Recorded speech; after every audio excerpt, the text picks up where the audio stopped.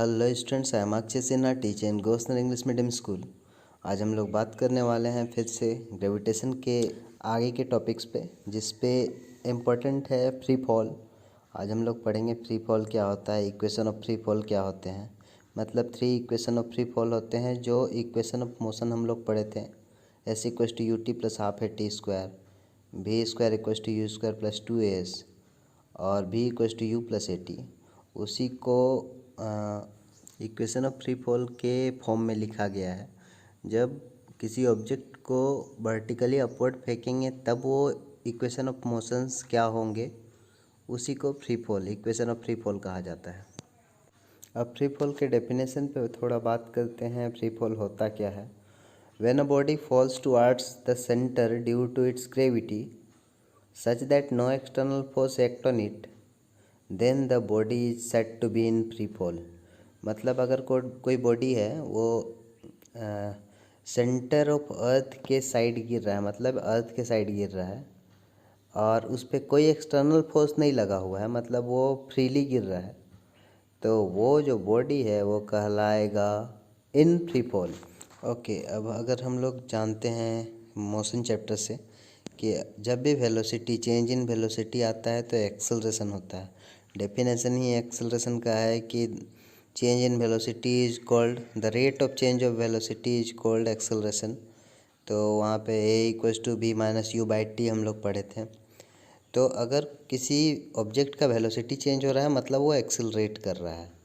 अब सपोज़ कीजिए कि एक ऑब्जेक्ट को आप ऊपर ले गए, 5 मंजिला बिल्डिंग पे ले गए और उसके बाद उसको आप नीचे फ्रीली गिरने के लिए छोड़ रहे हैं।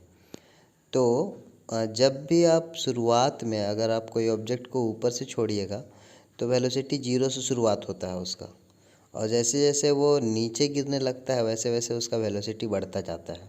मतलब यहाँ पे भी एक्सेलरेशन काम कर रहा है, चेंज इन वेलोसिटी हो रहा है। तो ये जो जब नीचे कोई ऑब्जेक्ट टुवार्ड्स अर्थ गिरता है तो वो कहलाता है एक्सेलरेशन ड्यू टू ग्रेविटी। जो एक्सेलरेशन होता है वो एक्सेलरेशन ड्यू टू ग्रेविटी कहलाता है। वही नोट 1 में लिखा हुआ है, the acceleration which is experienced when object is in free fall is called acceleration due to gravity.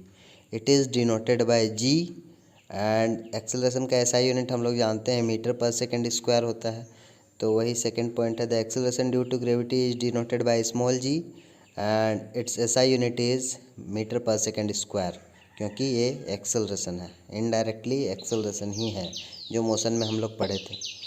Acceleration due to gravity acting on a body is independent of its mass. हम लोग जानते हैं acceleration जो होता है वो मास से independent होता है।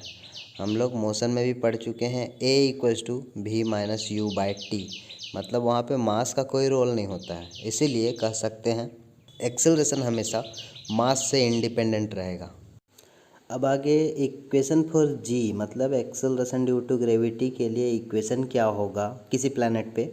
मतलब अगर हम अर्थ पे किसी ऑब्जेक्ट को ऊपर फेंके तो वो कितना स्पीड से या किस एक्सेलरेशन से नीचे गिरेगा, या उसके लिए ये इक्वेशन ज़रूरी है। तो let us consider mass of earth is capital M, ले लिए हैं हम लोग मास ऑफ अर्थ को capital M. Mass of an object falling freely towards earth, एक ऑब्जेक्ट है जिसका मास हम लोग स्मॉल एम लिए हैं, जो नीचे टुवार्ड्स अर्थ गिर रहा है, फ्रीली गिर रहा है, उस पर कोई फोर्स नहीं लग रहा है।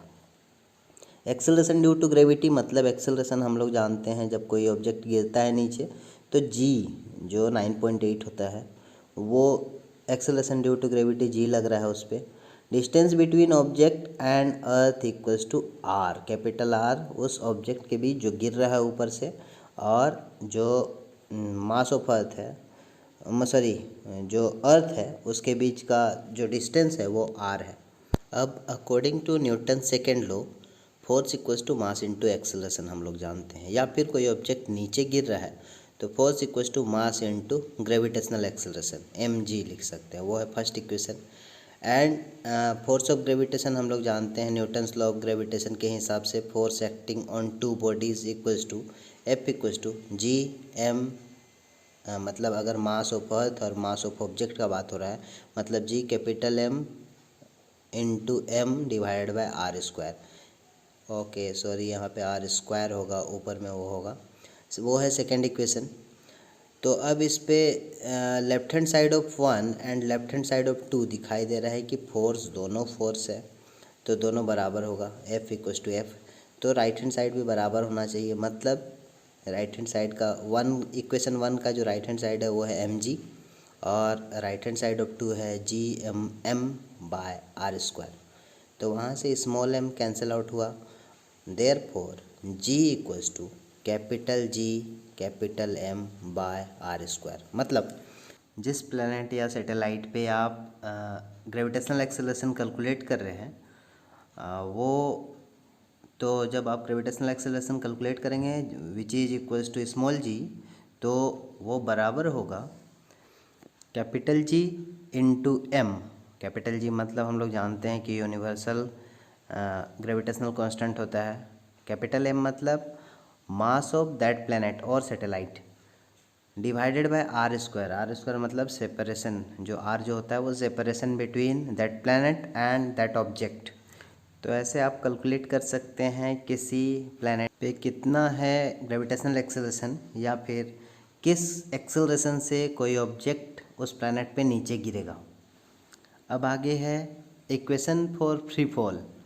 तो ये बहुत इम्पोर्टेंट है, अच्छे से समझिएगा कि हम लोग जानते हैं जब हम लोग मोशन पढ़ रहे थे, कोई ऑब्जेक्ट मूव कर रहा है, एम मास है उसके पास, एक्सेलरेशन हम लोग जानते हैं, एक्सेलरेशन को ए से डिनोट करते थे, इनिशियल वेलोसिटी को यू से डिनोट करते थे, डिस्टेंस ट्रेवल को एस से डिनोट करते थे, फाइनल वेलोसिटी भी होता था। अब अगर कोई ऑब्जेक्ट दूसरे साइड, अभी इक्वेशन ऑफ फ्री फॉल पढ़ रहे हैं, मतलब कोई ऑब्जेक्ट को ऊपर ले जाके हम लोग छोड़ेंगे, तो इस पर भी इनिशियल वेलोसिटी को यू से डिनोट करेंगे, डिस्टेंस ट्रेवल इस पर एच हो जाएगा, मतलब ऊपर से कितना हाइट से वो नीचे गिरा। फाइनल वेलोसिटी भी रहेगा, कोई चेंज नहीं। इक्वेशन ऑफ मोशन में हम लोग पढ़े थे तो एक्सेलरेशन ए से डिनोट करते थे तब, लेकिन जब एक्सेलरेशन ड्यू टू ग्रेविटी जी होगा, जब आप सरफेस ऑफ अर्थ से किसी ऑब्जेक्ट को ऊपर फेंकेंगे तो जी नेगेटिव रहेगा, और जब ऊपर से किसी ऑब्जेक्ट को सरफेस ऑफ अर्थ पे गिराएंगे, मतलब किसी हाइट पे चढ़ के किसी ऑब्जेक्ट को गिराएंगे, तो वो एक्सेलरेशन पॉजिटिव होगा, मतलब जी जो है वो पॉजिटिव होगा।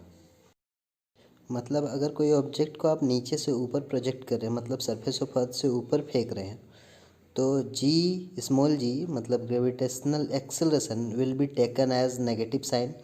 और अगर कोई ऑब्जेक्ट जो है उसको आप ऊपर किसी बिल्डिंग पे चढ़ के आप ऊपर से नीचे गिरा रहे हैं, मतलब कोई ऑब्जेक्ट ऊपर से अगर नीचे गिर रहा है, सरफेस ऑफ अर्थ से टकरा रहा है, तो वहाँ पे ग्रेविटेशनल एक्सेलरेशन पॉजिटिव रखेंगे। और जब कोई ऑब्जेक्ट को आप नीचे से प्रोजेक्ट कर रहे हैं ऊपर की ओर, तब उस time gravitational acceleration negative sign के साथ रहेगा। तो ये सब चीज़ याद रखना है कि इक्वेशन ऑफ फ्री फॉल में ये काम आने वाला है। इक्वेशन ऑफ फ्री फॉल जो होता है, जो अगले वीडियो में हम लोग जो पढ़ेंगे। तो आज के लिए बस इतना ही। Thank you.